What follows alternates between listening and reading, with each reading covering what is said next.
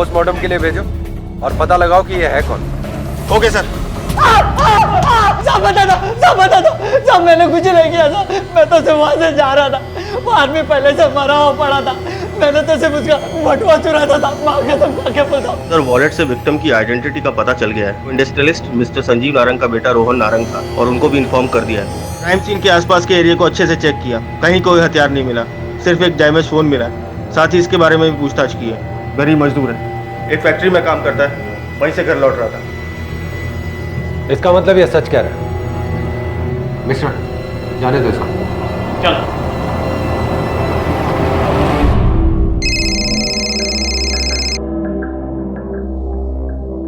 Hello, जी हाँ, संजीव नारंग। क्या?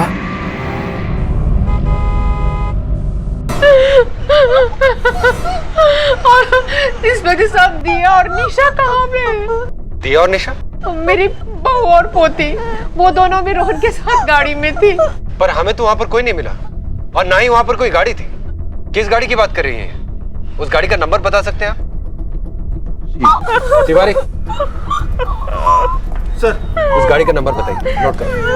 Hello, patrolling 421। Hello patrolling. जी सर। रोड में जो मर्डर विक्टिम मिला है, उसकी बीवी और उसकी एक बच्ची भी थी साथ में, जो कि इस वक्त लापता है। बीवी का नाम दिया, उम्र 26 साल, और बच्ची का नाम निशा, उम्र 5 साल। जी सर। इन दोनों का एक सफेद रंग की सेडान कार में होने का अनुमान है। इसका नंबर है DL10।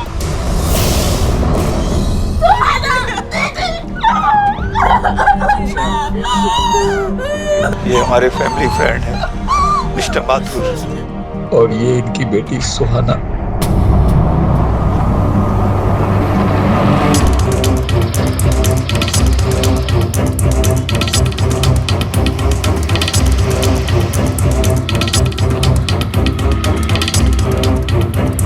Hello, control room. हाँ मिश्रा। सर, हमें रोहन की कार मिल गई है, वारदात से कुछ 12 किलोमीटर दूर। फोरेंसिक को कॉल करके उस गाड़ी को एग्जामिन करो और तुम एक टीम के साथ उस पूरे एरिया की तलाशी लो। वो लोग ज्यादा दूर नहीं गए होंगे। Okay sir. मिस्टर नारंग, आपको बॉडी सुबह पोस्टमार्टम के बाद हैंडओवर कर दी जाएगी। अभी आप लोग जा सकते हैं, प्लीज।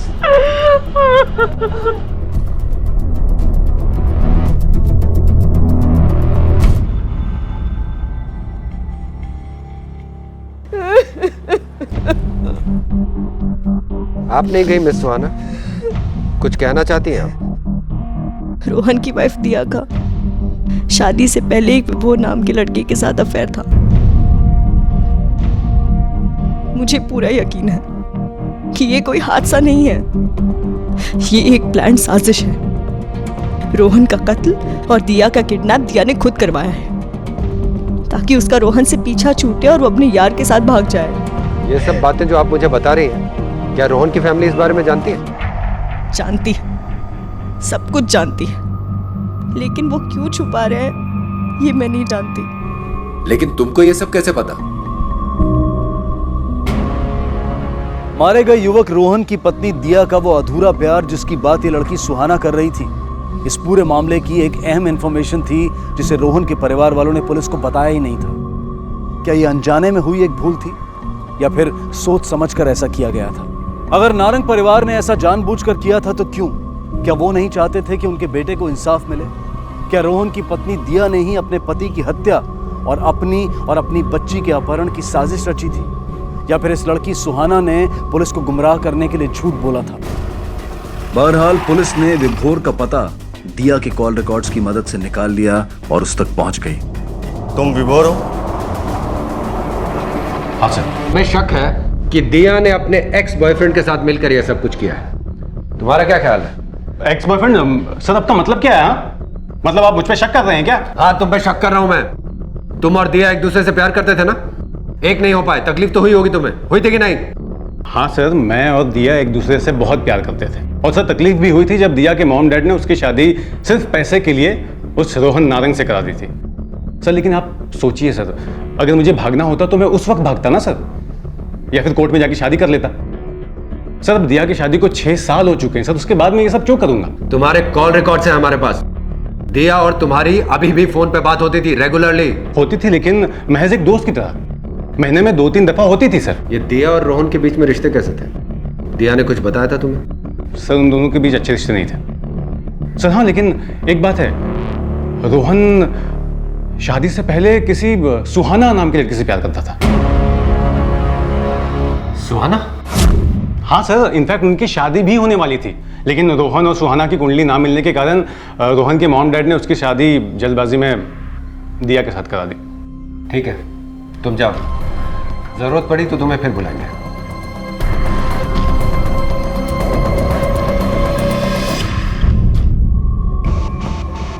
रोहन, सुहाना, दिया, विभोर, इनके बारे में सभी जानते हैं। कुछ छिपाने जैसा है ही नहीं। हाँ, मैंने आपसे ये बात इसलिए छिपाई क्योंकि मुझे लगा कि इन बातों का इस मामले से भला क्या ताल्लुक हो सकता है। इस मामले से किस बात का ताल्लुक हो सकता है और किस बात का नहीं, यह तय करना आपका काम नहीं है मिस्टर नार, हमारा काम। आपके बेटे रोहन और आपकी बहू दिया के बीच में रिश्ते ठीक नहीं थे, इसके बारे में कुछ कहना है आपको?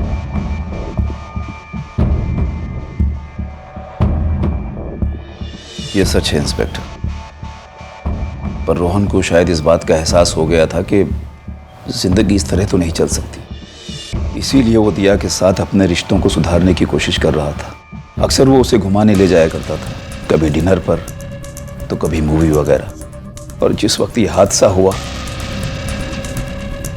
उस वक्त भी वो लोग डिनर करके ही लौट रहे थे। बहुत देर कर दिया आपके बेटे ने रिश्ते सुधारने में। खैर, मैं उम्मीद करता हूं कि अब कुछ ऐसा नहीं है जो आप हमसे छिपा रहे हैं। जी।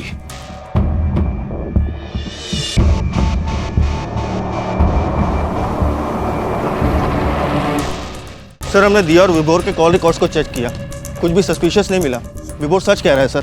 सर, वो महीने 2 महीने में कभी एक आध बार उसे कॉल किया करता था, उसमें भी कोई लंबी ड्यूरेशन की कॉल नहीं है और ना ही कोई लेट नाइट कॉल्स है। सर, हो सकता है ये मामला फिरौती के लिए की गई हत्या का हो या फिर किडनैपिंग का। हो सकता है, लेकिन अगर अगले कुछ घंटों में फिरौती के लिए मांग नहीं की जाती है तो इससे यह क्लियर हो जाएगा कि यह कांड फिरौती के लिए नहीं किया गया, बल्कि इसकी वजह कुछ और थी। तिवारी, उन सीसीटीवी फुटेजेस का क्या हो? सर, हमने उस रूट के सभी सीसीटीवी कैमरे की फुटेज निकलवा ली, हमारी टीम उसे चेक कर रही है। जैसे कुछ पता चलेगा वो हमें इन्फॉर्म करेंगे। हेलो, हाँ ठीक है, ओके। सर, एक इन्फॉर्मेशन मिली है। सर, रोहन की लाश के पास जो डैमेज फ़ोन मिला था, हमारी आईटी टीम ने उसका डेटा रिट्रीव कर लिया है। कुछ मिला उसमें से? हाँ सर। सर, जिस वक्त रोहन दम तोड़ रहा था उसने किसी को कॉल किया था। किसे?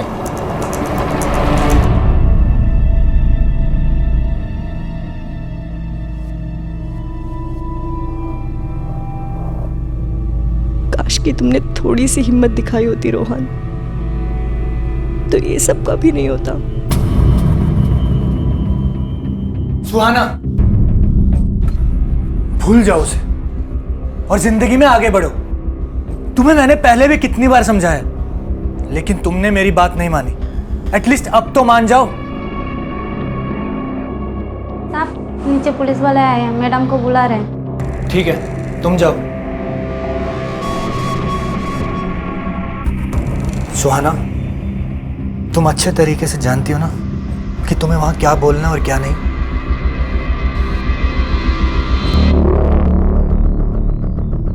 आपने हमसे बहुत कुछ छिपाया मिस सुहाना, अपने और रोहन के अफेयर के बारे में, और यह भी कि जब रोहन के साथ यह हादसा हुआ था तब उसने आपको फोन किया था। बताइए क्यों नहीं बोला आपने? रोहन और मैं एक दूसरे से दिन में बहुत बार बात करते थे। दिन में भी बात होती थी और अगर जरूरत पड़ी तो रात को भी होती थी। इसमें कुछ खास नहीं था आपको बताने के लिए। जब रोहन ने आपको फोन किया तब शायद वो अपना दम तोड़ने वाला था, फिर भी आपको नहीं लगता कि कोई खास बात थी? मैंने उससे बात करने की बहुत कोशिश की, कई बार हेलो हेलो भी कहा, लेकिन उसने कोई जवाब नहीं दिया। और फिर भी आपको ये बात कुछ अजीब नहीं लगी? नहीं, रोहन ऐसा कई बार करता था। जब भी वो उदास होता था सिर्फ मेरी आवाज सुनने के लिए फोन करता था। मुझे लगा शायद उसने इसलिए कॉल किया है मुझे। आप झूठ बोल रहे हैं मिस सुहाना। मतलब आपको लगता है लगता है मैंने ये सब करवाया। आपका दिमाग तो खराब नहीं हो गया इंस्पेक्टर? अपनी आवाज और अंदाज को कंट्रोल करो। तुम एक पुलिस ऑफिसर से बात कर रहे हो। आप मेरी बहन के ऊपर इतने बेहुदा इल्जाम कैसे लगा सकते हैं? क्योंकि तुम्हारी बहन के पास कई वजह थी ऐसा करने की। लेकिन मैं रोहन से प्यार करती थी, मैं उसे क्यों मारूंगी? क्योंकि रोहन ने अपने घर वालों की बात मानकर दिया से शादी कर ली, शायद इसी बात का बदला लेने के लिए। रोहन की शादी भले ही दिया से हुई थी, लेकिन वो... नहीं सुहाना, प्लीज सिद्धार्थ मुझे बोलने दो। ठीक है, जो मन में आता है वो करो।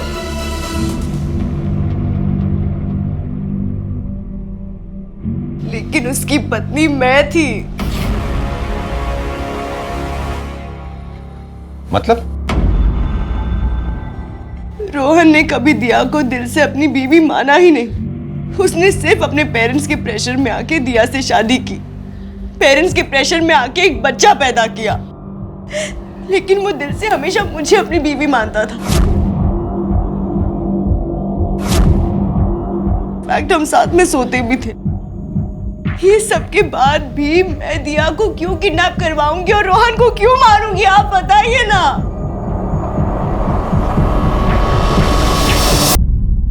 सर, दिया के पेरेंट्स आइए प्लीज।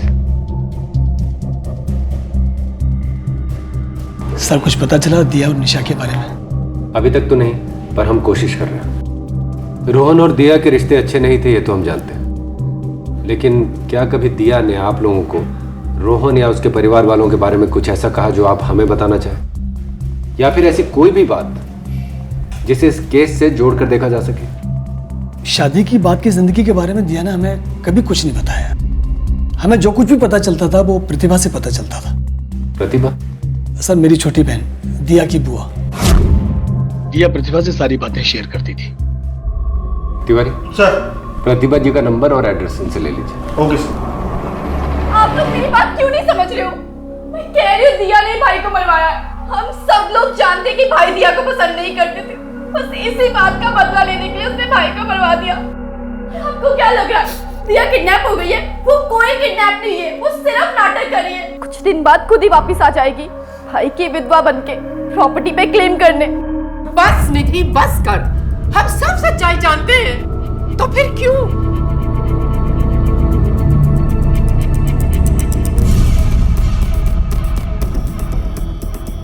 सर, पोस्टमार्टम की रिपोर्ट में मौत की वजह और वक्त के अलावा और कुछ नहीं निकला। मौत तकरीबन रात के 12 बजे हुई थी। शायद किसी भारी चीज से वार किया गया था, जैसे कि कोई लोहे की रॉड हो। प्रतिभा जी। जी।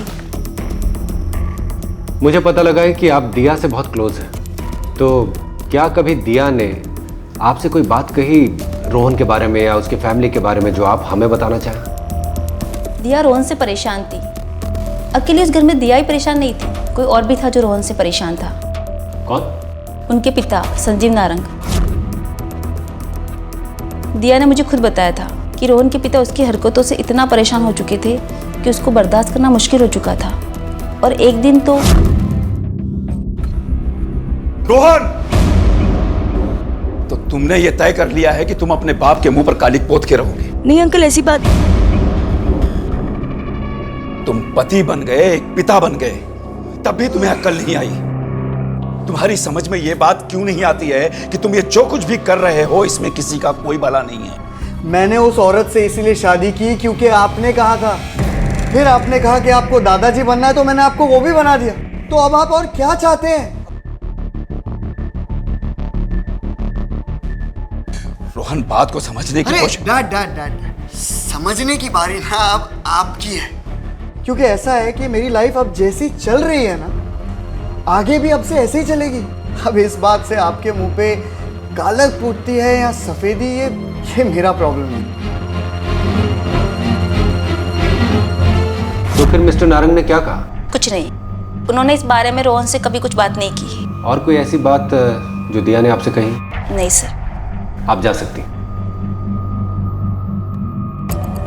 सर, इसका मतलब मिस्टर संजीव नारंग खुद ही अपने बेटे से हार मान चुके थे या हार मानने का दिखावा कर रहे थे? मतलब? तिवारी, पैसा और रुतबा कमाना इतना आसान नहीं होता। इसके लिए आदमी किसी भी हद तक जा सकता है। सर, इसका मतलब मिस्टर संजीव नारंग ने खुद ही अपने बेटे को... अभी कोई दावा नहीं किया जा सकता, लेकिन ये हो भी सकता है। मिस्टर संजीव नारंग इस शहर का बहुत बड़ा नाम है और रोहन की हरकतों की वजह से उनका नाम खराब हो रहा था। तो हो सकता है इस शर्मिंदगी से बचने के लिए मिस्टर नारंग ने अपने ही बेटे को इस दुनिया से दूर कर दिया। लेकिन सर इस थ्योरी में दिया और निशा ये फिट नहीं बैठती। तिवारी, हो सकता है ये किडनैपिंग भी महज एक दिखावा इस पूरे ड्रामे को हादसे का रूप देने के लिए। हो सकता है कि दिया और निशा को कहीं सही सलामत छिपा के रख दिया गया और कुछ ही दिनों में वो लौटा है। इस नारंग के बारे में सब कुछ पता करो, इसके कॉल डिटेल्स, बैंक डिटेल्स, किससे मिलता है, सब कुछ। Okay sir. कुछ गलतियां तब समझ में आती हैं जब उन्हें सुधारने का वक्त हाथों से निकल चुका होता। हम सब ने शायद बहुत बड़ी गलती की थी उन दोनों को इस रिश्ते में बांधकर। आप क्यों रो रही है बहन जी, जबकि गलती तो हमारी है। हमने ही अपनी बेटी का हाथ आपके बेटे के हाथ में देने से पहले उसकी असलियत जानने की कोशिश नहीं की। बस करो अनुजा। क्या बस करूं? देखिए, आपके बेटे के साथ जो हुआ ना, वो उसके अपने कर्मों का फल था, लेकिन हमारी बेटी के साथ जो हुआ और जो अब हो रहा है वो तो सरासर नाइंसाफी है जो आप लोगों ने की है, आपके बेटे की असलियत हमसे छिपाकर। और इसके लिए भगवान आपको कभी माफ नहीं करेगा, याद रखिएगा। सर ये देखिए, जिस सीसीटीवी कैमरे की फुटेज हमारी टीम चेक कर रही थी उसमें 4 लोग 2 बाइकों पर रोहन की गाड़ी का पीछा करते हुए दिखाई दिए। तिवारी, इन लोगों को देखकर एक बात तो पक्की है कि ये नारंग और सुहाना के फैमिली मेंबर्स तो नहीं हो सकते। जरूर कोई हायर्ड क्रिमिनल्स है। लगता तो ऐसा ही है sir. Good job Tiwari. Thank you sir. In bikes के नंबर्स के बारे में पता लगा? नहीं सर। सर रात का वक्त और कैमरे और रोड की दूरी की वजह से बाइक्स की नंबर प्लेट तो नहीं दिखी, लेकिन बाइक्स का मॉडल का पता चल गया।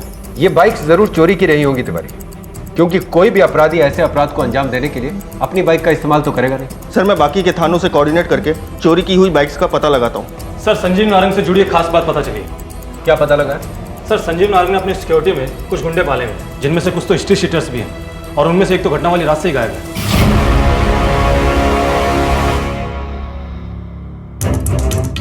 तिवारी सर, सीसीटीवी फुटेज में देखने वाले ये बाइकर्स कहीं यही गुंडे तो नहीं है? हो सकता है सर। मिश्रा, सबको घेरो। Okay sir. क्या जरूरत थी तुम्हें उन लोगों से इस तरह से बात करने की? हमारी बिटिया को लौटकर उनके साथ ही उस घर में जाके रहना है। अरे कैसे पिता हो तुम? इतना सब होने के बावजूद भी आपको लगता है कि हमारी दिया को उस घर में रहना चाहिए और उन लोगों के साथ रहना चाहिए जिन्होंने उसकी ये हालत बना दी।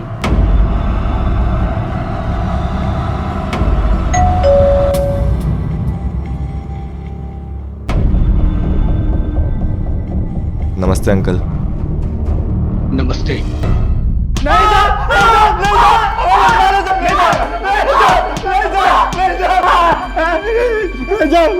रोहन नारंग को किसने मारा? उसकी बीवी और बेटी कहाँ? बोलो। सच में साहब, हमें कुछ नहीं पता साहब। हम तो बस सिक्योरिटी देखते हैं साहब, और उनमें से किसी से कभी कोई बात तक नहीं हुई हमारी साहब। और जिस दिन ये सब कांड हुआ उस दिन तो हम पूरी रात फैक्ट्री में थे साहब, हमारी नाइट ड्यूटी थी साहब। आपने तो पता नहीं। इन दोनों की तब तक धुलाई करो जब तक ये सच ना बोल दे।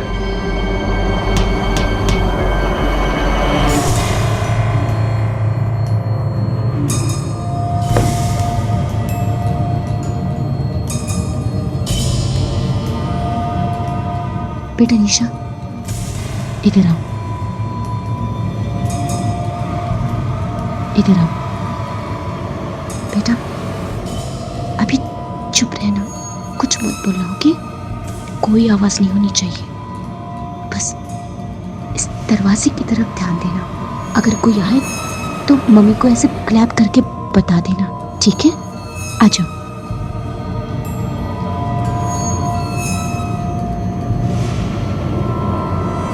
आपके स्टाफ में 2 क्रिमिनल्स हैं, हिस्ट्री शीटर्स।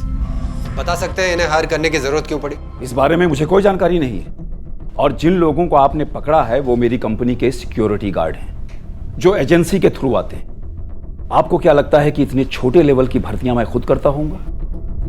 आप मुझ पर शक कर रहे हैं? शक करना हमारा काम है और हम वही कर रहे हैं। यानी आपके कहने का मतलब यह है कि मैंने अपने बेटे को मरवाया है? वो आपके लिए बदनामी की वजह बन गया था मिस्टर नारंग, और आपको अपनी इज्जत, अपना नाम बहुत प्यारा है, तो क्यों नहीं? ठीक है, ठीक है, अपने नाम की खातिर मैंने अपने बेटे को मरवाया।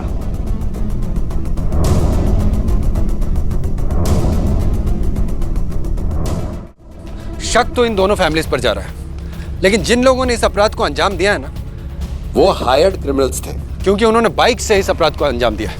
पर अभी तक कोई रैंसम कॉल नहीं आया है। इसका मतलब ये काम फिरौती के लिए नहीं किया गया है। तो फिर वजह क्या हो सकती है? सर, नारंग फैमिली का कहना है कि रोहन अपने और दिया के रिश्ते सुधारने की कोशिश कर रहा था और इसी वजह से उसने हर संडे को डिनर का प्रोग्राम बनाया था। और अगर ये बात सच है तो फिर इस कत्ल के पीछे एक ही इंसान का हाथ हो सकता है, जो ये नहीं चाहता था कि दिया और रोहन के रिश्ते सुधर जाएं। और ऐसा एक ही इंसान हो सकता, सुहाना, क्योंकि वो रोहन से प्यार करती थी। पर इस सूरत में तो मर्डर दिया का होना चाहिए था। तो आपको क्या लगता है सर? मुझे लगता है कि जिसने भी ये क्राइम किया है उसका मोटिव सिर्फ एक था, या तो रोहन का मर्डर या दिया और निशा की किडनैपिंग। दूसरा क्राइम उससे बाय मिस्टेक हो गया।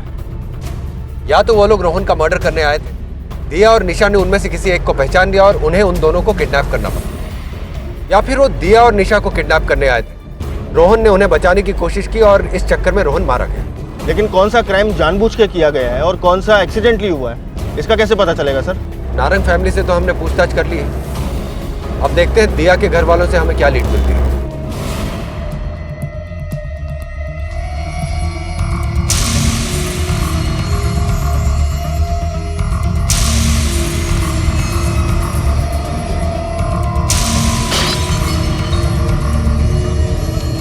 निशा, निशा बेटा इधर आओ। देखिए, हमें लगता है कि इस मामले में कोई तो ऐसा है जो अभी तक हमारी नजरों से बचा हुआ है। रोहन की जिंदगी और उसकी जिंदगी से जुड़े राज हमारे सामने हैं, पर अभी तक दिया के बारे में हमें कुछ भी ठीक से नहीं पता है। अगर आपको अब भी लगता है कि ऐसा कुछ है जो कि सामने नहीं आया है, तो दिया की डायरी से आपको उसका पता चल सकता है सर। डायरी?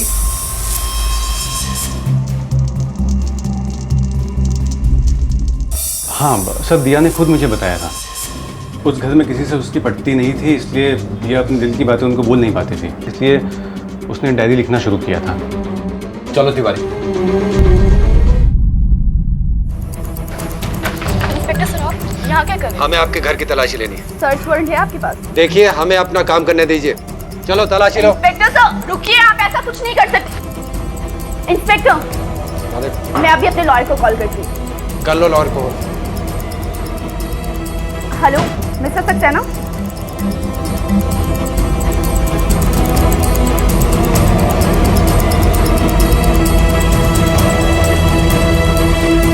ये आप क्या ढूंढ रहे हमारे घर में? देखिए, आपको कुछ नहीं मिलेगा यहाँ। सर, ये डायरी का टुकड़ा मिला है जला हुआ।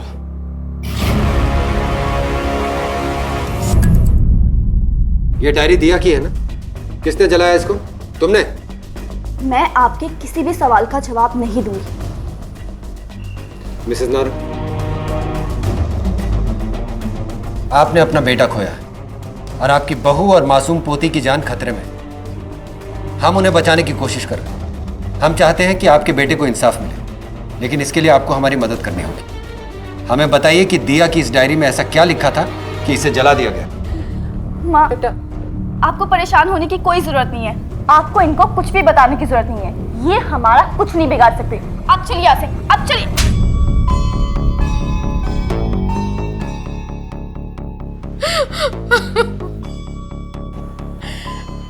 रोहन अपनी शादी से खुश नहीं था। उस दिया के साथ शादी करने के बाद उसने सुहाना को नहीं छोड़ा। मैंने और उसके पापा ने उसे बहुत समझाने की कोशिश की, लेकिन वो नहीं माना। फिर हार कर उसके पापा ने फैसला किया कि मैंने तुम दोनों की शादी से इनकार करके बहुत बड़ी गलती की है और अब मैं अपनी उस गलती को सुधारना चाहता हूं। मैं तुम दोनों की शादी के लिए तैयार हूं। और आपको लगता है आपके बेटे को मैं तलाक दे दूंगी? पिछले 6 साल से नरक भुगत रही हूँ आपके इस रिश्ते में, और जब आज आपके बेटे की हरकतों की वजह से आपके और आपके खानदान पे आंच आने लगी, तो आज अचानक आपको गलती का एहसास होने लगा। मैं ऐसा नहीं होने दूंगी। पहली बार उसने मुंह खोला था और वो गलत नहीं थी। इसका मतलब दिया को सिर्फ रोहन और सुहाना ही नहीं, तुम भी पसंद नहीं करती थी। मुझे कोई दिया से पर्सनल प्रॉब्लम नहीं थी। मेरा भाई उसे पसंद नहीं करता था, इसलिए मैं भी उसे पसंद नहीं करती थी। अपने भाई से बहुत प्यार करती थी। तो फिर दिया की डायरी क्यों जलाई तुमने? मुझे लगा कि अगर आपके हाथ में वो डायरी लग गई तो आप हमें गलत समझेंगे, इसलिए मैंने वो डायरी। शक तो हमें तुम लोगों पर अब भी।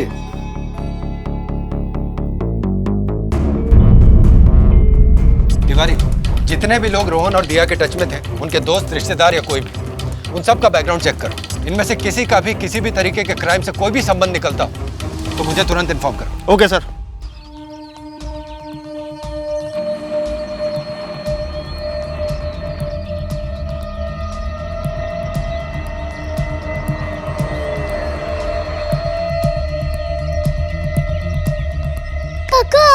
हाँ बेटा, मैं रो मत, चलो मैं घर पे छोड़ देता हूँ। आ जाओ बैठो, मैं आपको आपके घर पे छोड़ देता हूँ।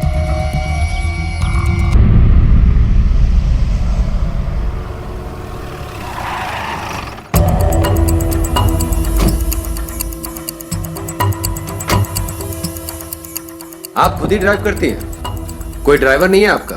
वो एक्चुअली आज मेरा ड्राइवर छुट्टी पे है।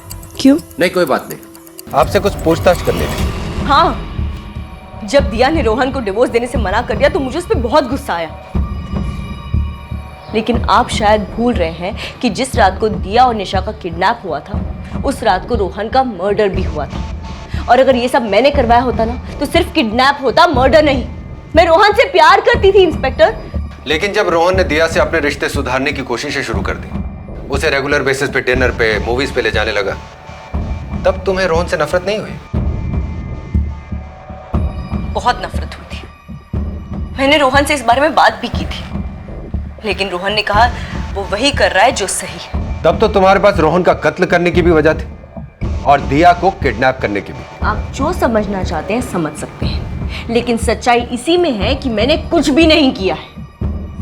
अगर रोहन से मैं नफरत कर पाती ना, तो तब करती जब उसने दिया से शादी की थी, और दिया से भी तभी बदला लेती। 6 साल लंबा इंतजार नहीं करती, समझे आप? सर एक खबर मिली है। मिस्टर संजीव नारंग ने बैंक से 1 करोड़ रुपए निकाले, वो भी कैश। 1 करोड़? जी हाँ, वो पैसे मैंने ही निकाले थे। किस लिए? उन कातिलों को देने के लिए जिन्हें आपने अपने बेटे की सुपारी दी थी? जी, उन्हीं लोगों को देने के लिए जिन्होंने मेरे बेटे को मार डाला, लेकिन अपनी बहू और अपनी पोती को बचाने के लिए। कल रात उन लोगों का फोन आया था मुझे। हेलो, तेरी बहू और तेरी पोती हमारे कब्जे में, समझा? अब जो बोल रहे ना चुपचाप वो कर। हेलो ये ले, तेरे बहू से बात कर। बाबूजी मुझे बचा लीजिए बाबूजी। दिया बेटा, घबराना नहीं, मैं हूं ना। और मैंने उनकी इस डिमांड को हाँ कर दी। तिवारी सर, जिस नंबर से रैंसम कॉल आया है उसे ट्रेस करो। Okay sir. कब और कहां मंगवाए हैं उन्होंने पैसे?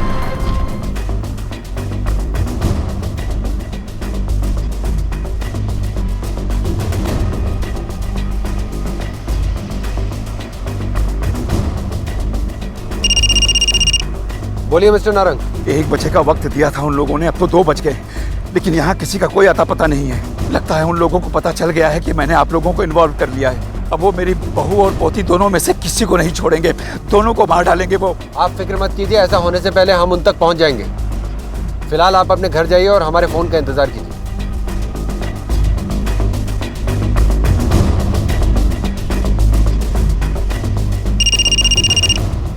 हाँ मिश्रा, बोलो।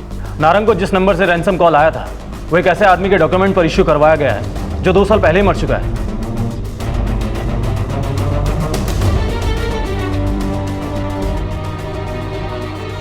यस सर, दोनों सिम यही के हैं। वो सारे पेपर्स एकदम सही थे सर। हमें कैसे पता कि इस सिम का क्या यूज होने वाला है? कैमरा काम करता है? हाँ जी सर। थोड़ा जूम करो। सर, कुछ 10 दिन पहले खरीदे गए थे सिम कार्ड। तिवारी, पॉज करना। और सर, इसने 1 नहीं बल्कि 2 सिम कार्ड खरीदे थे। सर, रोहन अपना खुद का कातिल? ये कैसे हो सकता है? जैसे कि हमें शक था तिवारी, रोहन ने दिया की किडनैपिंग प्लान की और खुद ही अपनी साजिश का शिकार हो गया। ये क्राइम जरूर रोहन ने प्लान किया था, लेकिन इसे एग्जीक्यूट किसी और ने किया है। और वो जो भी है, वो रोहन के बहुत भरोसे का आदमी है। पर सर हमने रोहन और उसकी फैमिली, सुहाना और रोहन से जुड़े हर दोस्त, हर रिलेटिव का बैकग्राउंड चेक किया। किसी का कोई क्रिमिनल रिकॉर्ड नहीं है। कोई डायरेक्ट क्रिमिनल रिकॉर्ड नहीं होगा, पर इनडायरेक्ट तो हो सकता है ना। मिश्रा, पता लगाओ कि रोहन के किसी भी करीबी दोस्त, जानकार या रिश्तेदार का कोई भी क्रिमिनल रिकॉर्ड है क्या? जी सर। अगर पुलिस की ये सोच सही थी तो आखिर कौन था वो व्यक्ति? क्या वो रोहन के पिता मिस्टर नारंग थे, या फिर वो सुहाना थी जिसने रोहन द्वारा दिया के साथ की गई हर ज्यादती में पूरी तरह से रोहन का साथ दिया था? लेकिन इनमें से किसी का भी क्रिमिनल्स के साथ कोई डायरेक्ट संबंध ना होना पुलिस को इस सोच के साथ आगे बढ़ने से रोक रहा था। और तभी आई वो इंफॉर्मेशन जिसने पुलिस की मुश्किल को हल भले ही ना किया हो, लेकिन उसने पुलिस को एक अलग रास्ता जरूर दिखाया जिसकी मदद से वो अपराधियों के करीब पहुंच सकते थे। सर सीसीटीवी फुटेज में जो बाइक्स रोहन की गाड़ी का पीछा करते हुए दिख रही थी, वो दिल्ली हरियाणा बॉर्डर पर पड़ने वाले गांव से चोरी हुई थी। एक खास बात और सर, रोहन ने जो 2 सिम कार्ड खरीदे थे, उनमें से एक की लोकेशन खरीदे जाने के बाद अधिकतर इस गांव से आ रही है। नाम क्या है इस गांव का? बिजवासन सर। तिवारी सर, तुम मेरे साथ चलो।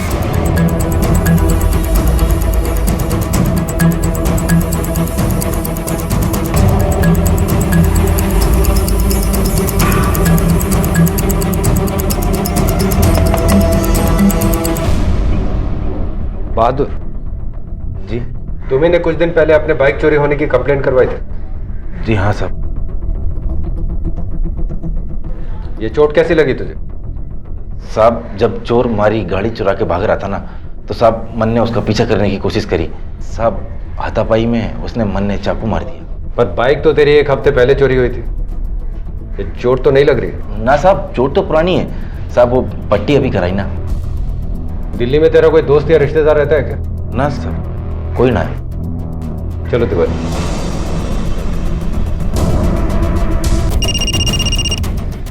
हाँ मिश्रा, बोलो। सर, रोहन के करीबी लोगों का बैकग्राउंड चेक करने के लिए मुझे ज़्यादा दूर नहीं जाना पड़ा। सुहाना के करीबी लोगों में से एक नाम मिला है जिसका इनडायरेक्ट क्रिमिनल कनेक्शन है। कौन है वो? सर, सुहाना का ड्राइवर है अवधेश, उसका एक भाई है। कुछ मारपीट और जबरन वसूली के मामले भी हैं उस पर। आप खुद ही ड्राइव करती हैं? कोई ड्राइवर नहीं है आपका? वो एक्चुअली आज मेरा ड्राइवर छुट्टी पे है। और वो भाई इसी गांव में रहता है जहां हम अभी आए? जी सर। गाड़ी वापस लो। उसका नाम क्या मिश्रा? बहादुर।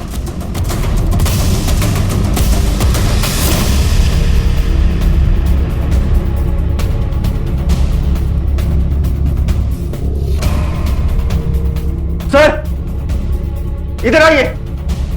सर, ये देखिए, इधर एक कमरा है। हटाओ इस अलमारी को हटाओ।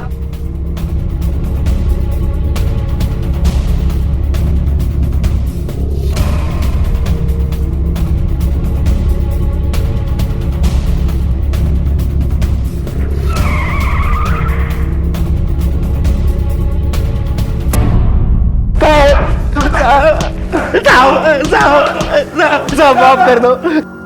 चलो अब शुरू से शुरू करो कि ये सब शुरू कहां से हुआ था।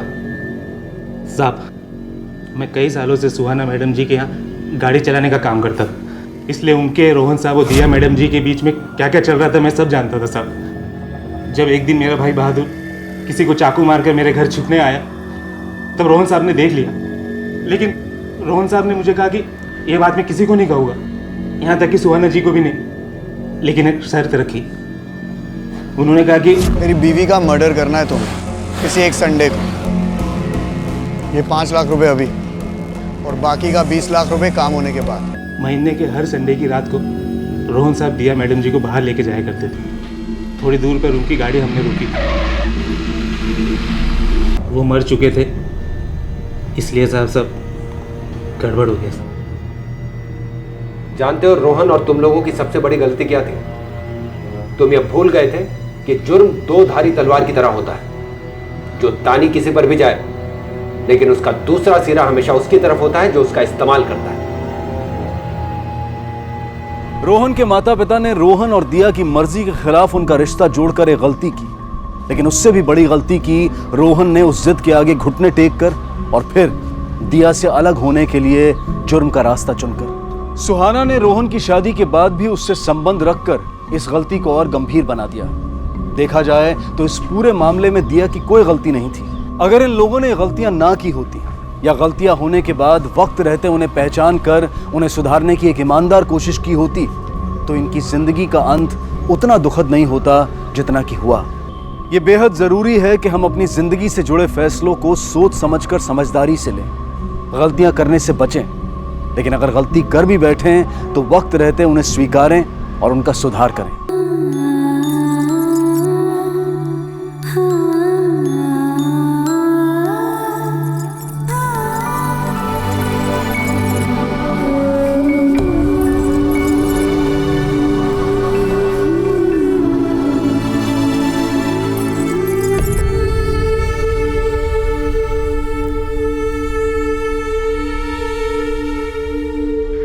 नमस्कार, आदाब। क्राइम पेट्रोल डायल 100 में आप सबका स्वागत है। आज की कहानी एक ऐसे बाप और बेटी की कहानी है जिन्हें कुदरत ने शारीरिक रूप से कुछ कमियां दी थी। पिता जावेद देख नहीं सकता था और उसकी भोली भाली बेटी बोल नहीं सकती थी। अपनी इस मजबूरी की वजह से जावेद मैना की हर बात को समझ नहीं पाता था। लेकिन क्या शारीरिक रूप से नॉर्मल माता पिता अपने बच्चे की हर बात को समझ लेते हैं? आज के इस बढ़ते अपराध के माहौल में जुर्म किसी भी वक्त हमारी तरफ बढ़ सकता है, हमें अपना शिकार बना सकता है, क्योंकि जुर्म करने वालों पर किसी की खूबी और खामी का कोई असर नहीं होता।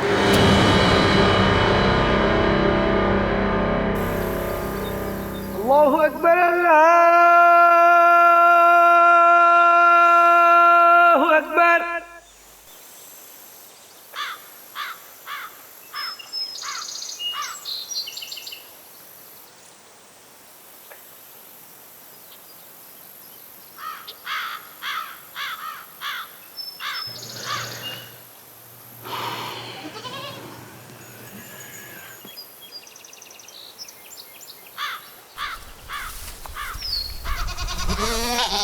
ना आ गई तू बेटा? आजा आजा आजा बेटा आजा। है ना? आजा बेटा, कहाँ रह गई तू? है ना बेटा? अपने अब्बू के साथ खेल खेल रही है तू, हैं? अरे क्यों परेशान कर रही है अपने अब्बू को, हैं? आजा, चल मैं ही बांध देता हूँ बकरियों को। आ आ आ आ आ बेजुबान जानवर घर आ गए। तेरी बेटी नहीं आई, लगता है ये फिर से शरारत कर रही है अपने अब्बा से, है ना? अरे चाचा, मैना नहीं है यहाँ पर। हाँ? नहीं है? अच्छा, कहाँ चली गई? मेरी बेटी की जिंदगी वैसी भी तूफानों से घिरी पड़ी।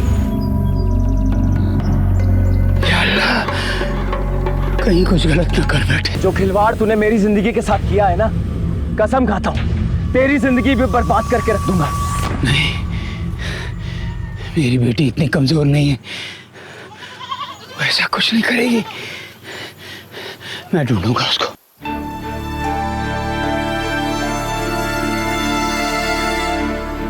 ना ना बेटा, ये मैना को देखा है कहीं क्या? जुम्मन, क्या हुआ मामू? जुम्मन कहाँ है? वो तो सुबह से ही शहर गए हैं और बच्चे अभी आए नहीं हैं। मैना के साथ तो गए थे, खुद तो बिगड़ी है, मेरे बच्चों को भी बिगाड़ रही है। मुन्ना भी नहीं लौटा अभी तक। कुछ फिक्र सी होने लगी है मुझे। फिक्र मत करिए मामू, जाएंगे कहाँ? आ जाएंगे, यही होंगे कहीं। अच्छा, वालेकुम अस्सलाम। रफीक। अरे जावेद चाचा, सलाम वालेकुम। वालेकुम अस्सलाम। बेटा वो मैना को कहीं देखा तुमने? नहीं तो क्यों, क्या हुआ? लौटी नहीं घर अभी तक। अरे आ जाएगी, होगी अपनी बकरियों के साथ कहीं। बेटा बकरियां तो घर आ गई, मैना नहीं लौटी। अच्छा चाचा, आप यहीं रुको, हम बस दुकान बंद कर लेते हैं, फिर चलते हैं साथ में, ढूंढते हैं उसे। ठीक है। सुनिए, इधर आइए जरा। हाँ आया। चाचा आप 2 मिनट रुको, हम बस अभी आते हैं। बात क्या है बताओगी? चलो ना, ऐसा है ना, दूसरों के फटे में टांग लाने की कोई जरूरत नहीं है, तुम कहीं नहीं जाओगे। जावेद चाचा हमारे अपने हैं, हमारे पड़ोसी हैं वो। लेकिन इतने बड़े गांव में पड़ोसी का फर्ज निभाने के लिए तुम ही नहीं हो, और भी बहुत पड़े। और तुम्हारी दोस्ती ना बहुत अच्छे से समझती हूँ मैं, इसके लिए बोल रही हूँ, कहीं जाने की कोई जरूरत नहीं है। हर रिश्ते को एक तराजू में नहीं तोला जाता जमीला, और मैना की बात बिल्कुल अलग है, सबसे अलग। चलो चाचा। चाचा, जावेद चाचा। वालेकुम चाचा। वालेकुम सलाम। भैया जरा ध्यान रखो। जावेद भाई कहाँ जा रहे हो? अरे करीम भाई, वो मैना अभी तक घर नहीं आई है, वो मुन्ना और रानी भी नहीं आए, तो नूर क्या देखने जा रहा हूँ। नहीं मिले तो फिर जंगल की तरफ जाऊंगा। जावेद भाई मैं भी आता हूँ आपके साथ। इलियास, महमूद, तुम जंगल की तरफ जाओ। चलो जावेद भाई, नूर के घर जाते हैं। चलिए।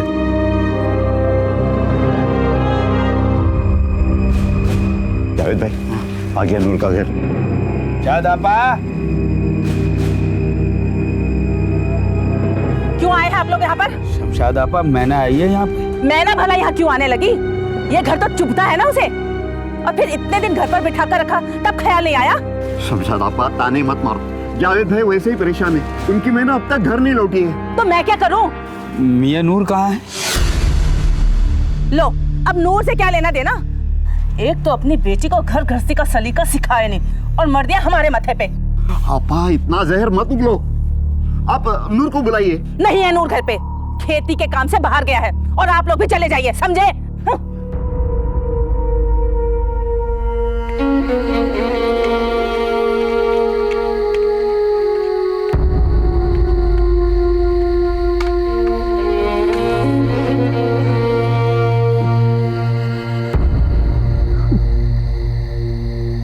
कहाँ चली गई मेरी बच्ची? कहाँ चली गई?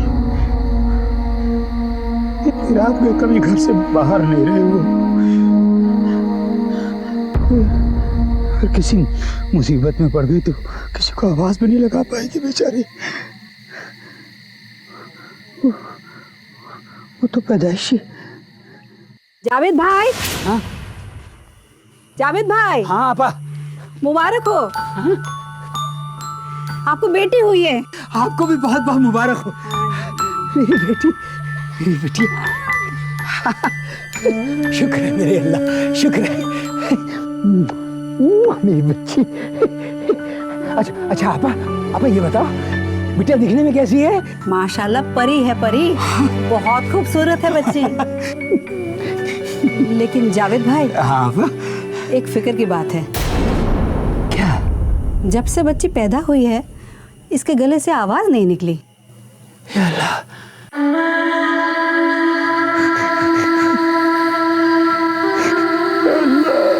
मेरी बेटी की हिफाजत करना।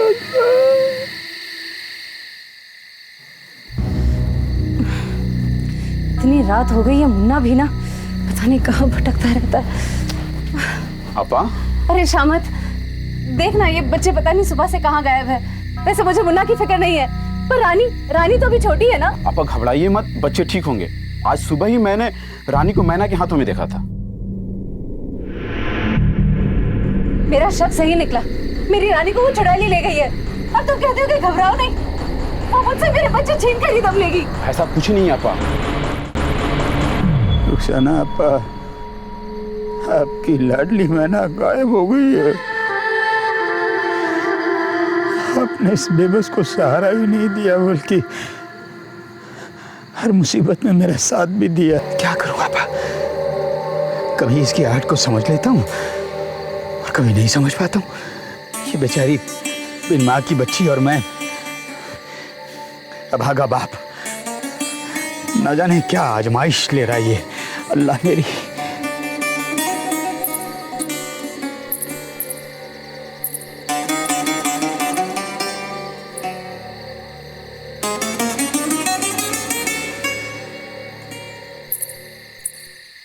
आप जा रही थी क्या आपा?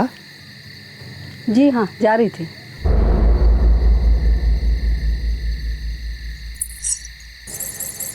जावेद भाई। हाँ? ये मेरी पायल है, मैं इस पायल को बच्चे के हाथ में बांध देती हूँ। जावेद भाई। हाँ? अब से ये पायल की आवाज ही मैना की आवाज बनेगी। इसे इसके हाथ से कभी अलग ना होने देना। हुसैना, आप इस दुनिया में नहीं रही और मैना भी न जाने कहाँ चली गई।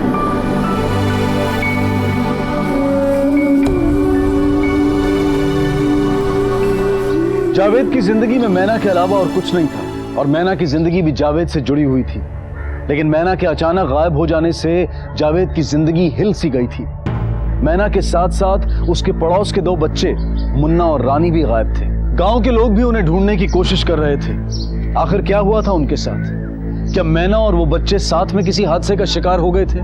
क्या कोई अनहोनी हो गई थी? पुलिस स्टेशन दूर होने की वजह से शिकायत अगले दिन दर्ज करवाई गई। मेरे बच्चों को ढूंढ दीजिए साहब, मैं नहीं रह पाऊंगी उनके बगैर, पता नहीं कहाँ होंगे। साहब, यही है वो बेटा जावेद जिसकी बेटी मैना मेरे बच्चों को ले गई। आसिफा, मेरी बच्ची ऐसा नहीं कर सकती है। चाचा मैंने खुद देखा है उन्हें साथ में। खुद का घर तो बसा नहीं पाई, दूसरों के घरों में आग लगाती फिरती है, बड़ी मजलूम बनती है। बेचारी क्या जादू कर रखा है मेरे बच्चों पर उसने। चुप हो जा, चुप हो जा, चुप हो जा। मैं तेरे लिए दूध ले आती हूँ, ठीक है?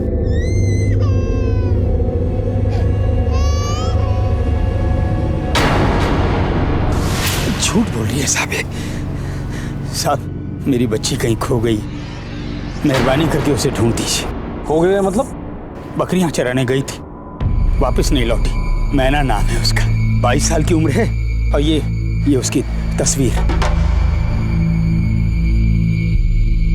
बकरियां चराने कहाँ गई थी? कुछ बोल कर गई थी? मेरी मैना बोल नहीं सकती, पैदाइशी बेजुबान है और मैं पैदाइशी नबीना। माफ कीजिएगा जावेद साहब, लेकिन पूछना पड़ता है, कहीं मैना का किसी के साथ कोई प्यार व्यार का चक्कर तो नहीं था? अस्तगफिरुल्लाह। या फिर आपका या मैना का कोई दुश्मन हो? नहीं साहब, नहीं, मेरी मैना शादीशुदा है। हाँ, वो शौहर से कुछ झगड़ा हुआ था। अब किस घर में मियाँ बीवी में कहा सुनी नहीं होती है, हो गया किसी बात पे झगड़ा।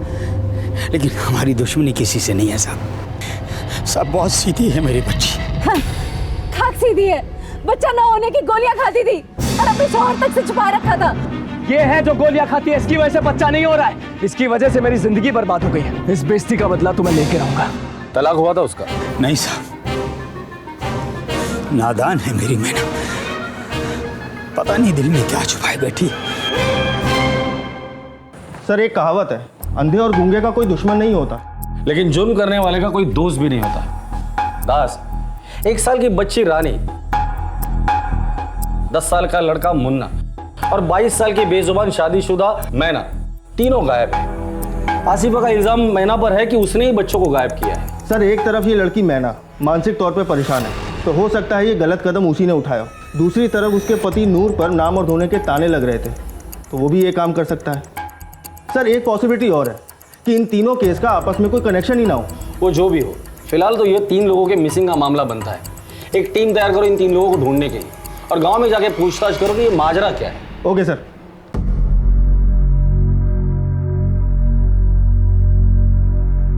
कितनी मासूम है मेरी बेटी, छोटी छोटी बातों में बड़ी बड़ी खुशियां ढूंढ लेती।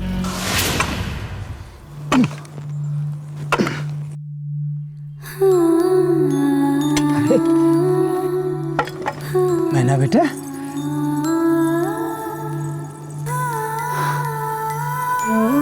अरे वाह, बहुत खूबसूरत है, तूने बनाया? शाबाश, मैं तेरे दिल की बात समझता हूँ बेटा। तुझे असली गहने नहीं दे पाया ना, इसलिए नकली गहनों से अपना दिल बहला रही है तू, है ना?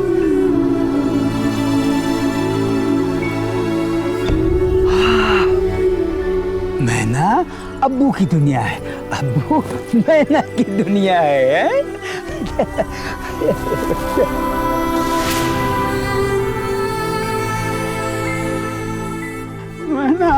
मैना बेटी, लौटा बेटी, जल्दी लौटा, कहाँ चली गई तू?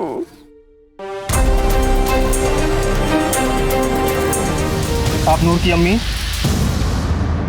जी हाँ, मैं ही हूँ। पर क्या हुआ साहब? नूर का है तो खेती के काम से बाहर गया हुआ है।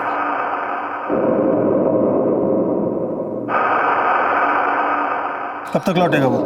2 दिन में आ जाएगा। उसका मोबाइल नंबर दीजिए।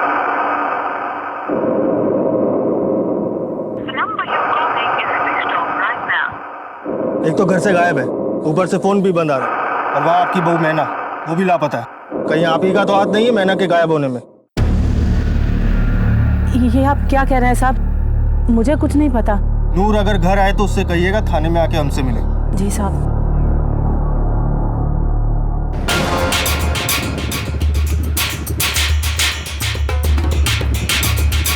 ये जो जावेद मियाँ है, उनकी बेटी मैना जो गायब हो चुकी है, उसका किसी के साथ कोई चक्कर वगैरह? हाँ साहब, मैना का रफीक दर्जी के साथ चक्कर था। अक्सर दोनों को साथ में देखा करता था। हाँ साहब, रफीक और मैना का बचपन से ही चक्कर था।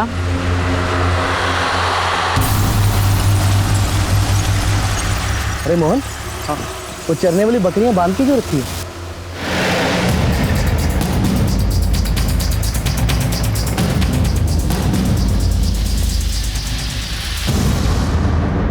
क्या हुआ साहब? बड़े चर्चे सुने हैं गांव में तेरे और मैना के। आखिरी बार कब मिला था उससे? ऐसा कुछ नहीं है साहब, मैं कल ही मिला था उससे। ये मैंने कल क्या सुना मैना? तुम बांझ होने के कलंक को सहती रही और अपने शौहर को नामर्द होने के ताने सुनते देखती रही। आखिर ऐसी क्या वजह थी मैना? बोलो मैना।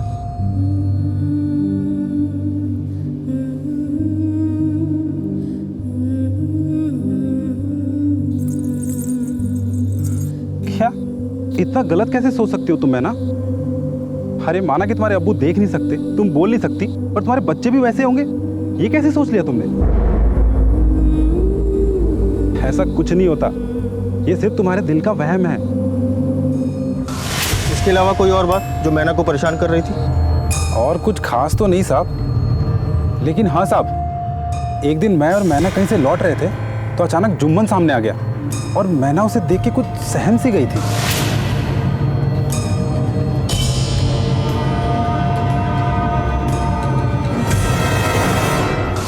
जुम्मन, वो आसिफा का शौहर? जी साहब। लेकिन उसको देख के क्यों डर रही थी वो? अब ये तो पता नहीं साहब, क्या बात होगी। ठीक है, लेकिन गांव छोड़कर हमसे पूछे बिना मत जाना। जी साहब।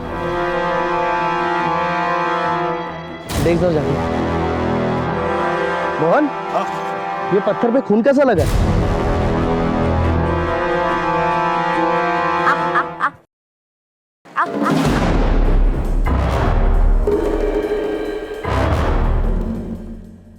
जुम्मन का है? जी वो तो शहर गए हैं काम से। अपने बच्चों के लापता होने की खबर मिलने के बाद भी नहीं लौटा। कल घर से कितने बजे निकला था वो? कल वो सुबह 10 बजे निकल गए थे।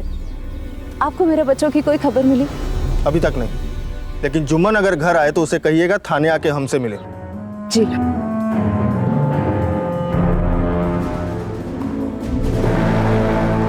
सर, मैं कांस्टेबल घोष बोल रहा हूँ।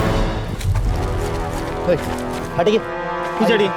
सर, ये देखिए सर। सर, आसिफा की बातों से लगता है काफी जलन है उसे मैना से। सर, आसिफा का ये भी कहना है कि बच्चे उससे ज्यादा मैना को पसंद करते थे, फिर मैना इसे क्यों मारेगी? हो सकता है कि मुन्ना के हाथों कुछ हादसा हुआ और उसमें इसकी जान चली गई हो और मैना का कुछ लेना देना ही ना हो। सर, ये भी हो सकता है कि ये काम किसी और ने किया हो और उसके बाद मैना और मुन्ना को उठा के ले गया हो। ये जो भी है तो एक मासूम बच्चे के मर्डर का मामला।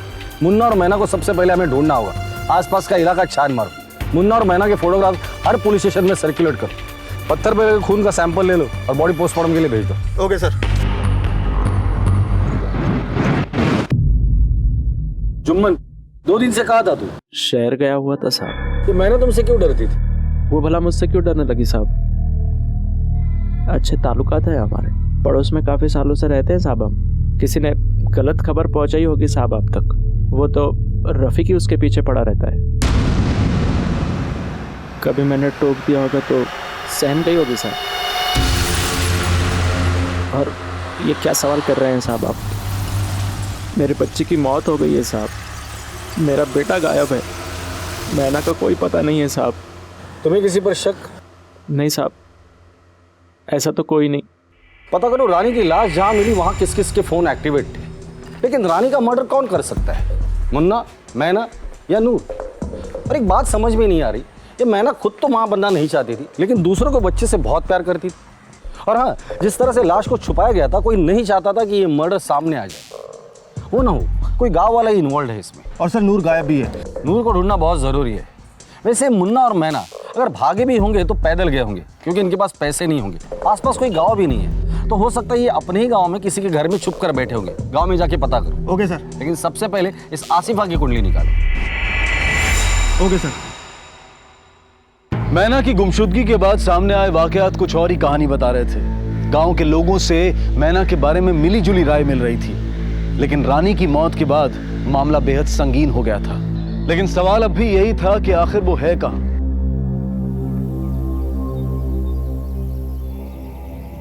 आखिर जिसका डर था वही हुआ ना। इस कीको की बेटी ने मार डाला मेरी बेटी को और मुन्ना को भी घर लेकर चली गई। आसिफा, ये कैसी बातें कर रही हो तुम? रानी को मेरी बेटी नहीं? नहीं नहीं, मेरी मैना कभी ऐसा नहीं कर सकती। नहीं कर सकती क्या मामू? कर गई। हमारे रानी को मार डाला, हमारे मुन्ना को लेकर भाग गई वो। देखो बेटा, तुम्हें कहीं गलतफहमी हुई। मैना ऐसा कभी नहीं कर सकती। चाचा, मैना ऐसा नहीं कर सकती तो और कौन कर सकता है? वो ऐसा क्यों करेगी? जो करना था वो कर चुकी वो। मामू, हमारे ऐसा नौका ये सिला दिया आप लोगों ने। अरे मारना ही था तो मुझे मार डालते। मेरी बेटी ने क्या गुनाह किया था? देखो बेटा, रानी की मौत का हम सबको अफसोस है। मामला पुलिस के पास है, जो सच्चाई है वो सामने आ जाएगी। तो फिर बेटा यहाँ तमाशा करने से क्या फायदा? बेटा तुम इन्हें ले जाओ। लेकिन चाचा। बेटा जाओ, इन्हें ले जाओ। मैं छोड़ूंगी नहीं उस मेरा को। बेटी, मेरी बेटी को मार डाला। अल्लाह माफ नहीं करेगा मुझसे। जाइए यहाँ से। करीम भाई, यकीन मानो, मेरी बेटी ऐसा नहीं कर सकती। अरे वो तो बच्चों पर जान छिड़कती है अपनी। वो बच्चों को आसिफा के खिलाफ क्यों भड़काएगी? वो तो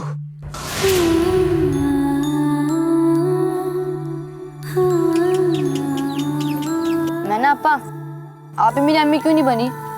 मैं उस भूतनी का क्यों पैदा हुआ जो खाना कम और मार ज्यादा खिलाती है?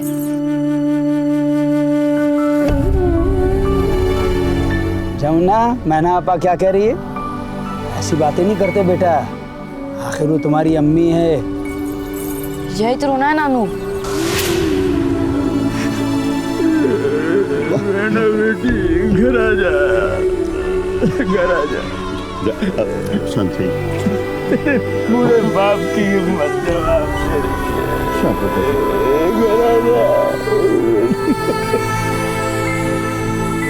ठीक है सर, कांस्टेबल का फोन आया था। नूर का पता चल गया, वो मालदा में छुपा बैठा है। उठाकर लेकर आओ उसे। Okay sir. सुनिए तो साहब, मैंने कुछ नहीं। घर संसार तेरा रंगपुर में, मालदा में क्या कर रहा था फिर? मुन्नी और मैना कहाँ है? रानी को क्यों मारा तूने? साहब मुझे नहीं पता साहब, मुझे नहीं पता आप क्या पूछ रहे हैं। तो मालदा में क्यों छुपा था? लुका छुपी खेल रहा था हमारे साथ? साहब मेरी पहली बीवी को दूसरी शादी से बच्चा होने की वजह से सब मुझे नामर्द कहते थे। ये धप्पा मेरे लिए बोझ बन गया था साहब। मुझे किसी भी हाल में बच्चा चाहिए था साहब, पर मैना ये बात समझने को तैयार ही नहीं थी। और मैना तो खुद गर्भनिरोधक की गोलियां खाती थी साहब, तो मैं क्या करता? इसलिए तो मैना को जबरदस्ती अपने घर लेकर जाना चाहता था, उसने मना किया। गलती से तेरे हाथों रानी का खून हो गया, इसलिए तूने मुन्ना और मैना दोनों को रास्ते से हटा दिया। साहब ये आप क्या बोले जा रहे हैं? ऐसा कुछ भी नहीं है। झगड़े के बाद तो मैना को मिला था या नहीं? नहीं साहब। तेरी हर हरकत पे हमारी नजर रही, इसलिए गांव तो दूर की बात है, मोहल्ले के बाहर भी कदम रखने के बारे में सोचना भी बंद। चल निकल। सर, मुन्ना को जावेद के घर में देखा गया है। मुन्ना डरो नहीं, कहाँ थे तुम और क्या हुआ तुम्हारे साथ? सब कुछ बताओ हमें। मेरी बकरियां चढ़ते चढ़ते कहीं दूर चली गई थी। मैं उन्हें ढूंढने के लिए दूर चला गया, लेकिन जब वापस लौटा तो देखा कि मैना आपा और रानी दोनों ही वहाँ नहीं थे। मैंने दोनों का इंतजार किया। मैंने अपनी बकरियां बांधी और मैं वहीं सो गया। देर रात जब आँख खुली तो पहले एक ख्याल आया कि शायद मैना आपा रानी को घर ले गई हूँ, पर जब मैं घर लौटा तो दोनों वहाँ नहीं थे। अम्मी के डर से मैं वहाँ से चला आया। तो पिछले 2 दिन तुम कहाँ थे? मैं 2 दिन जंगल में घूमता रहा। मुझे भूख लगी, मेरे पास खाने को कुछ नहीं था, इसलिए मैं वापस नानू के घर आया। मामू, तूने छुपा के रखा था मेरे बेटे को? ये सिला दिया तूने मेरे अम्मी के एहसानों का? ये सिला दिया तूने मेरे अम्मी के एहसानों का? नानू ने कुछ नहीं किया है, छोड़ दो। मैंने मना किया था तुझे मैना से मिलने के लिए। और तूने रानी को मैना के पास ही छोड़ा। आपा आपा कहता है ना, उसी ने मारा है तेरी बहन को, कातिल है वो। तू जा वहां से, कातिल है वो। मैना आपा किसी नहीं मार सकती, वो बहुत अच्छी है। वो तो आप हो जो मैना आपा के मना करने के बाद भी उन्हें छूते थे, उनसे लिपटते थे, उनके साथ गंदी हरकतें करते थे। वरना मार डालूंगा तुझे। या अल्लाह, तो जुम्मन वो तू था? हाँ? अरे मेरी मैना ने मुझे कई बार समझाने की कोशिश की, लेकिन मैं आंखों का अंधा कुछ समझ नहीं पाया।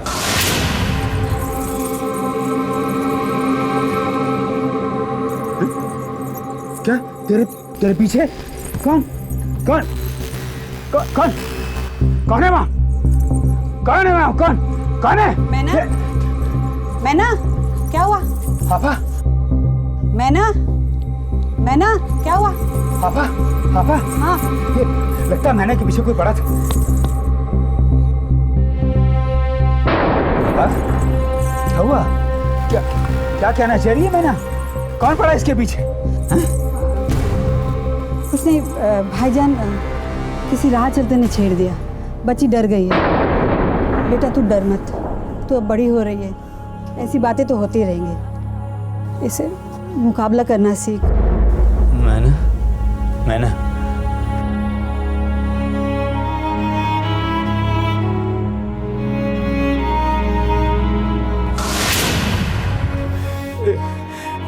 मैं तो बेबस लाचार अंधा था, पर यहाँ तो आंखों वालों ने मुझे और मेरी मैनों को धोखा दिया साहब। रुखसाना आपा भी अपनी औलाद के गुनाहों पर पर्दा डालती रही। अल्लाह तुझे कभी माफ नहीं करेगा, कभी माफ नहीं करेगा जुम्मन, दोज़ख की आंख में चलेगा तू। Child molestation. चल जुम्मन, इतने सारे खुलासों के बाद तो तेरी खातिरदारी बनती है। सही चलो से। सर मैंने कुछ नहीं किया।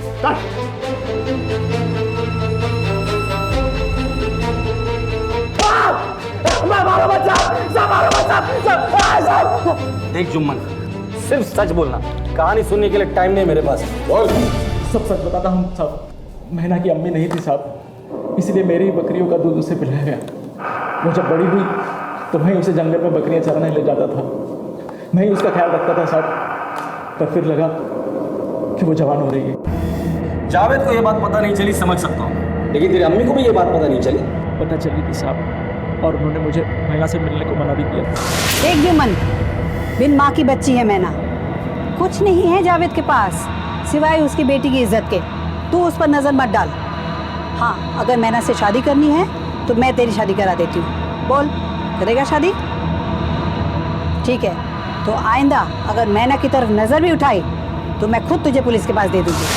अम्मी के मना करने के बाद मैंने नैना को देखा तक नहीं साहब। अच्छा, तूने कही और हमने मान ली। देख जुम्मन, सच बोल। नहीं साहब, सच कह। उसके बाद मैं गांव-गांव जाकर बकरियां खरीदने और बेचने का कारोबार करने लगा साहब। अब्बा के इंतकाल के बाद मैं घर गृहस्थी में फंस गया साहब। सच साहब, मैंने उसके अलावा और कुछ नहीं किया साहब, सच में। मैंने क्या किया साहब? माना कि तुमने कुछ नहीं किया, लेकिन ऐसा कैसे हो सकता है कि जुम्मन की बुरी नज़र मैना पर थी और तुम्हें इस बात का अंदाज़ा भी नहीं था? जुम्मन की कुटाई के बाद कुछ बातों का खुलासा हो चुका है, अब ऐसा ना हो कि तुम्हारी भी।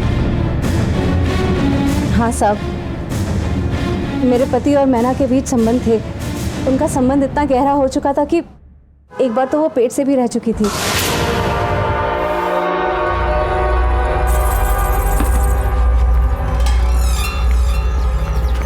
अरे मैना, तू यहाँ क्या कर रही है? क्या तू मां बनने वाली है? तू इधर आ। हाँ बता, क्या हुआ? तो हाँ ठीक है ना, हम बच्चा गिरा देंगे। अरे मैना, तू समझती क्यों नहीं? सोच, तेरी अम्मी अंधी थी, तेरे अब्बा भी अंधे हैं और तू बोल नहीं सकती, तो सोच तेरा बच्चा कैसे होगा। पक्का अपाहिज पैदा होगा वो। जिस बदतर जिंदगी तू बिता रही है, जावेद मामू बिता रहे हैं, उससे भी बदतर नसीब होगा तेरे बच्चे का। तेरे जैसी औरत को माँ बनना ही नहीं चाहिए। अब सोच मैना, बच्चा गिराने की गोलियां आती है, वो मैं तुझे देता हूँ, तू वो खा लेना तो बच्चा गिर जाएगा, और तुझे बच्चा कभी होने नहीं देना है, समझी तू?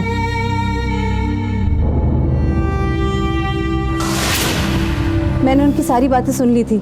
मैं जुम्मन से झगड़ा करने जा ही रही थी कि मेरे भाई शामत ने आकर मुझे रोक लिया और समझाया कि शामत हट जा, हट जा। शांत हो जाओ, मेरी बात सुनो। हर बार लड़ाई करने से कोई फायदा नहीं है।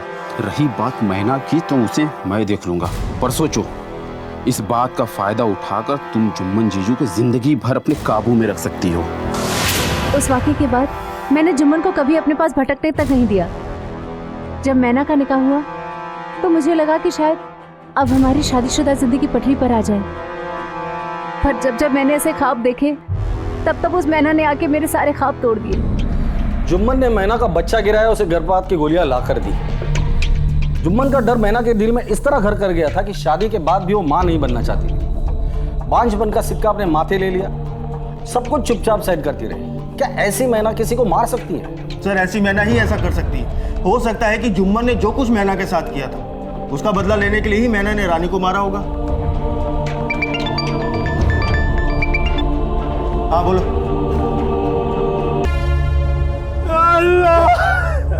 संभालिए अपने आप को। अरिंदम, रानी की लाश हमें नदी के पास मिली और मैना की लाश यहाँ आसपास जितने भी चरवाहे आने जाने वाले लोग हैं, इन्हें नूर, शमद, रफीक और जुम्मन, इन चारों की तस्वीरें दिखाओ और पता करो कि उस दिन ये लोग यहाँ आए थे कि नहीं। इस जुम्मन के बारे में पता करो, शहर कितने बजे गया था और किस किस से मिला था, और इन चारों के डीएनए भी मैच करवा दो। अब तो सारे सबूत हाथ में लेकर ही बात करते हैं। Okay sir.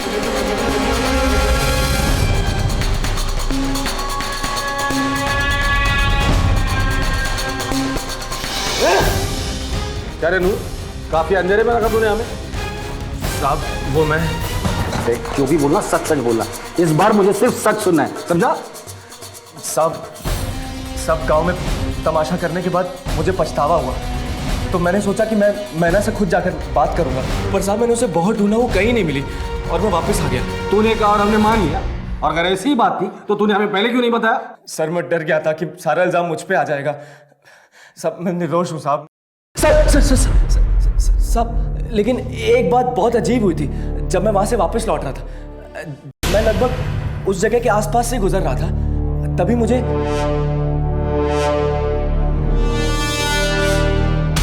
अब साहब जब मैना ही नहीं रही तो हो सकता है कि शामत ही कातिल हो। कितने बजे की बात है ये? लगभग 2 बजे की बात होगी।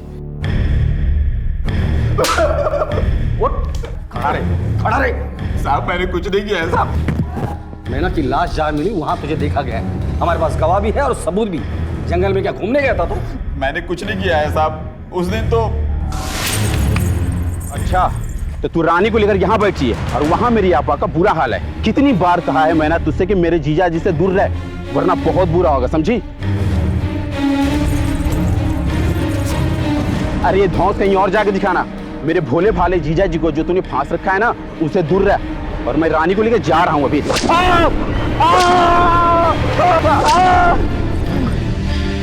देख लूंगा तुझे, मैं देख लूंगा तुझे। मैना के हाथों पिटने के बाद मेरी हिम्मत ही नहीं हुई सब कि मैं उसके पास जाऊं। पता नहीं किस बात का गुस्सा मुझ पे उतार रही थी। कितने बजे थे? लगभग 2 बजे साहब। 2 बजे? हाँ साहब, सुबह मैना से मिलने के बाद मैं पूरे दिन शादी के कपड़ों की तैयारी में लगा हुआ था। नूर और समद दोनों एक ही वक्त बता रहे हैं, और ये जुम्मन भी कह रहा है कि वो दोपहर को मिला था। सर ये देखिए कॉल रिकॉर्ड्स। सर इसके हिसाब से इन चारों में से एक ही नंबर रानी की लाश के पास और मैना की लाश के पास दोनों जगह एक्टिव, और बाकी के ये 3 नंबर 2 बजे के बाद गांव में एक्टिव है।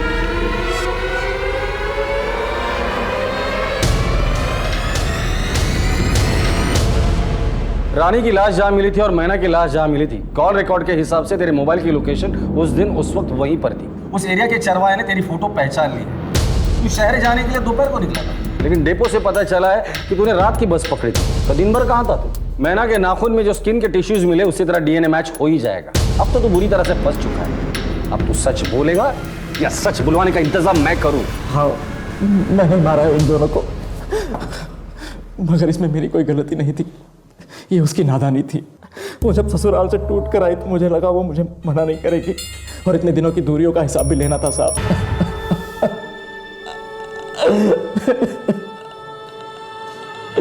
मेरे ही हाथों मेरी बेटी मर गई साहब। तब होश आया, हवस से ज्यादा पकड़े जाने का डर दिल पर छा गया साहब। ना तो अच्छा बाप बन सका, ना पड़ोसी, ना इंसान। शर्म आनी चाहिए तुझे।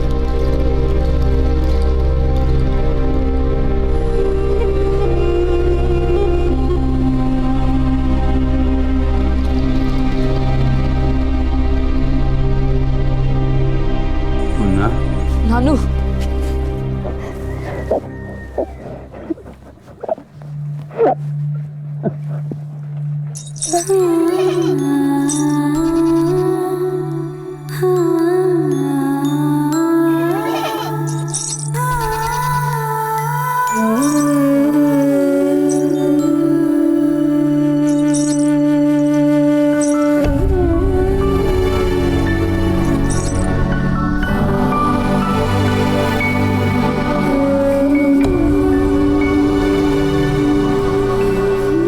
जावेद के घर की रौनक थी मैना, लेकिन जुम्मन के हाथों में वो खिलौना बनकर रह गई। जुम्मन ने ना सिर्फ उसका शारीरिक शोषण किया, बल्कि उसकी सोच में अपने होने वाली औलाद के लिए गलतफहमी पैदा कर दी, वरना मैना अपने पति के साथ खुशी से निभा कर सकती थी। मैना की मौत का जिम्मेदार सिर्फ जुम्मन नहीं है, बल्कि रुखसाना आपा भी है, जिन्होंने हमेशा जुम्मन की काली करतूतों पर पर्दा डाला ताकि रिश्ते ना बिगड़े। किसी के लिए सारी दुनिया में खुशियां बिछी होती हैं और किसी के लिए खुशियां उसकी अपनी मुट्ठी में होती हैं, और यही हाल था जावेद का।